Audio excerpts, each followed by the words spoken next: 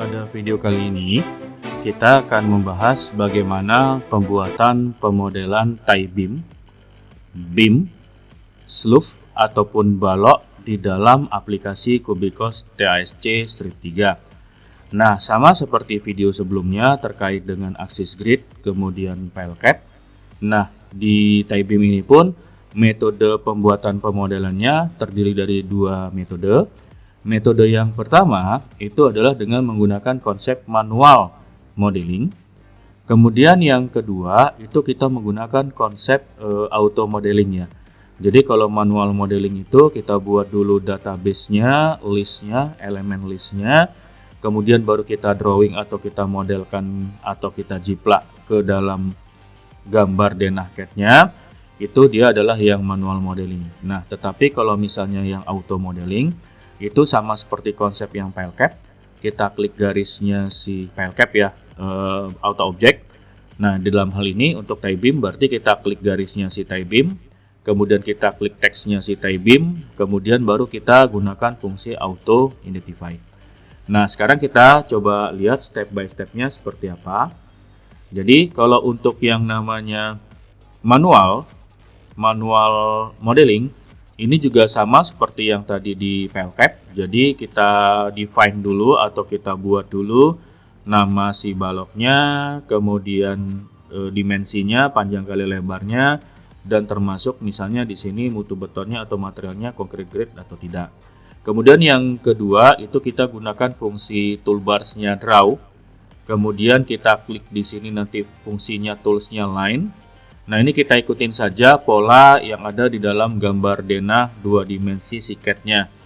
Kemudian ada pilihan yang lain, selain line juga kita bisa membuat balok dalam bentuk lengkung, yaitu 3-point arc. Nah, kemudian selanjutnya sama seperti yang tadi file cap, itu ada fungsi F4 untuk mensejajarkan modeling dengan garis CAD-nya itu sendiri. Nah, bagaimana cara pembuatan pemodelannya? Kita coba buka dulu aplikasi TASC-nya. Oke, nah sekarang ini untuk yang aplikasi TASC-nya itu kita arahkan saja kursornya ke toolbarsnya draw. Kemudian item yang digunakan itu adalah itemnya beam. Kemudian subjudulnya itu adalah beam. Nah, sekarang di sini ada tools yang namanya elemen list yang kita gunakan untuk membuat database-nya. Sekarang kita coba buka gambar CAD-nya. Nah, tadi kita menyebutkan bahwa untuk balok itu ada nama dan dimensinya ya. Jadi di sini ada nama TB1-nya, ada nama TB2-nya, kemudian juga ada dimensinya. Sekarang kita coba buat. Di sini kita klik new, kita pilih ada rectangular beam, ada irregular beam, dan ada parametric beam. Yang kita pilih adalah di sini yang rectangular beam. Kemudian namanya kita ganti menjadi TB1 di atribut editornya. Selanjutnya dimensinya adalah 400 kali 700 ya. Nah, ini kita ganti menjadi 400. Kemudian kita enter 700. Nah, ini bisa kita centang untuk mengetahui dimensinya di bagian nama file cap-nya. Sekarang kita lanjutkan lagi dengan menggunakan fungsi copy. Di sini ya fungsi copy sudah muncul otomatis TB2 dan untuk dimensinya adalah 400 kali 600 ya. Oke, 400 kali 600.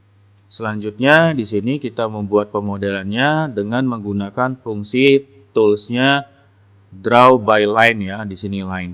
Kita klik di sini line. Oke ya, kita klik di sini line. Misalnya tadi di sini TB2. Nah, ini TB2. Kita klik di sini. Ini supaya posisinya biar tegak lurus, ortogonalnya bisa kita aktifkan. Ini dia fungsi ortogonalnya. Nah, ingat ada fungsi F4 untuk mensejajarkan si modeling dengan garis CAD-nya. Kita gunakan fungsi F4. Nah, kemudian baru kita tarik sampai di sini. Selanjutnya kita pilih TB1. TB1-nya juga sama. Kita klik di sini. Nah, ini dia. Nah, proses pemodelannya itu ada dua metode. Bisa kita putus per tumpuan atau misalnya tadi per balok, gini ya, per kolom. Ini juga bisa kita klik begini, bisa kita klik begini.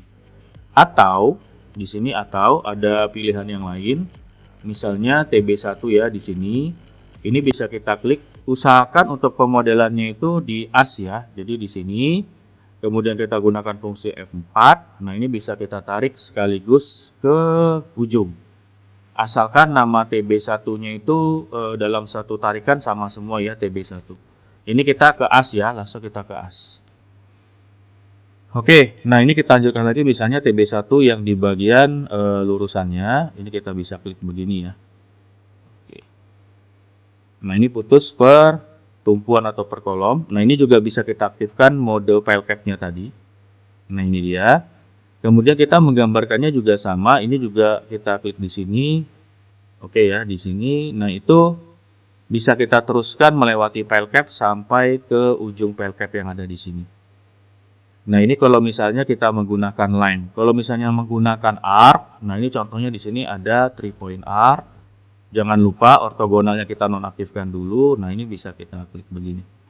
Nah, ini jadinya adalah untuk yang bentuknya arc. Oke ya, itu adalah untuk yang pemodelannya si tie beam. Jadi menggunakan metode manual itu kesimpulannya menggunakan itemnya di sini itemnya beam, toolbarsnya draw. Kemudian kita gunakan fungsi elemen list untuk mendefine atau membuat database terlebih dahulu. Kita bisa memilih tipe beam yang digunakan itu bentuknya seperti apa. Baru kita gunakan fungsi line dan diikuti saja sesuai dengan pola garis yang ada di gambar CAD. Nah, ini ortogonal diaktifkan lagi. Sesuai dengan pola CAD, nanti kalau misalnya posisinya tidak sejajar dengan garis CAD, bisa kita gunakan fungsi F4 atau FN-F4. Oke ya, itu dia untuk yang pemodelan si balok secara manual. Oke, satu lagi nih ada tambahan. Untuk pemodelan si balok ini sendiri, elevasinya juga bisa kita adjust nih. Misalnya contoh ya di sini. Di sini misalnya posisi si balok ini sejajar dengan file cap. Bagaimana kalau seandainya posisi balok ini berada di atas file cap? Bisa tinggal kita rubah saja di bagian atribut editornya, floor bottom elevasi diklik. Di bagian belakangnya kita tambahkan misalnya 1 meter dari elevasi minus 0,05. Kita enter. Nah, ini bertambah dia, jadi elevasinya naik. Bagaimana kalau seandainya elevasinya itu dia turun? Nah, di sini kita tinggal klik saja baloknya lagi. Kita buat minus 1 meter. Nah, ini buatnya seperti ini. Kemudian bisa kita back lagi. Nah, selanjutnya tadi elevasi plus dan elevasi minusnya sudah. Bagaimana kalau elevasi yang di ujung yang A dengan ujung B berbeda nih? Oke, kita klik di sini baloknya lagi. Jangan lupa yang end top-nya ini tanda rantainya kita klik.